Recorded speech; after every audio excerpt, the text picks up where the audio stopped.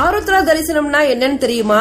சிவபெருமானுக்கு உரிய நட்சத்திரம் திருவாதிரை. மார்கழி மாத திருவாதிரை நட்சத்திர நன்னாளில் சிவ ஆலயங்கள்ல ஆருத்ரா தரிசனம் நடைபெறும்.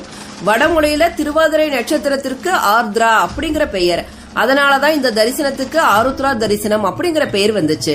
ஒரு சமயம் திருப்பார்கடல்ல பள்ளி கொண்டிருந்த பெருமாளோட முகம் மகிழ்ச்சியில் திளைக்க அதன் காரணம் என்ன அப்படின்னு ஆதிசேஷன் கேட்கிறாரு. அதற்கு பெருமாள் தில்லையில் சிவபெருமான் புரியும் திரு நடனமே தன்னுடைய மகிழ்ச்சிக்கு காரணம் அப்படின்னு சொல்றாரு. சிவபெருமானோட ஆனந்த தாண்டவத்தை பார்க்க வேண்டும் அப்படிங்கறதுக்காக ஆதிசேஷன் பூமியில் பதஞ்சலி முனிவராக பிறப்பெடுத்து சிவபெருமானை நோக்கி தவம் இருக்கிறாரு. சிவபெருமான் தில்லையில் மார்கழி மாத திருவாதிரை நட்சத்திர நாளில் வியாக்கிரபாத பதஞ்சலி முனிவர் முன் ஆனந்த தாண்டவம் புரிந்து ஆருத்ரா தரிசனம் தந்து ஆட்கொண்டார். அதனாலதான் மார்கழி மாத திருவாதிரை நட்சத்திர நாளில் சிவாலயங்கள்ல ஆருத்ரா தரிசனம் நடைபெறுகிறது.